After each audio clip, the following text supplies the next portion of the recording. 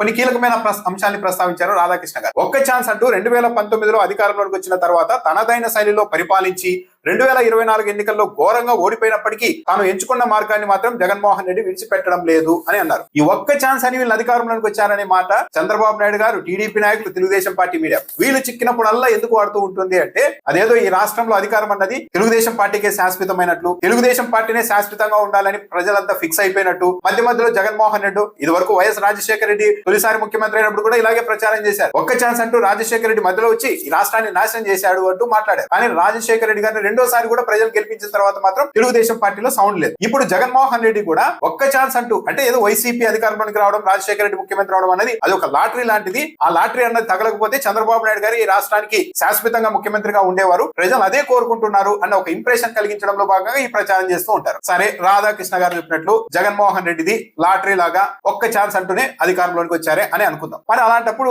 చంద్రబాబు నాయుడు గారు కనీసం ఒక్కసారైనా సరే వరుసగా 2 సార్లు పార్టీని అధికారంలోకి తీసుకురావాలి కదా. వరుసగా 2 సార్లు తెలుగుదేశం పార్టీ ఓడిపోయిన చరిత్ర ఉంది. 2004, 2009లో వరుసగా ఓడిపోయిన చరిత్ర ఉంది. కానీ చంద్రబాబు నాయుడు గారి నాయకత్వంలో చంద్రబాబు నాయుడు గారిని చూసి వరుసగా ప్రజలు రెండోసారి తెలుగుదేశం పార్టీని ఎప్పుడు గెలిపించారు? చంద్రబాబు నాయుడు గారు ఓడిపోయిన ప్రతిసారి అయ్యో నేను చాలా ఘోరంగా తప్పులు చేసేసాను అధికారంలో ఉన్నప్పుడు, క్షమించండి మిమ్మల్ని ఇలా ఇబ్బంది పెట్టాను అని ప్రజల్ని మభ్యపెట్టి అవతల వాళ్ళు మంచి చేస్తున్నా సరే విపరీతంగా తన మీడియా బలంతో బురద చల్లి చంద్రబాబు నాయుడు గారి అధికారంలోకి వస్తూ ఉంటారు.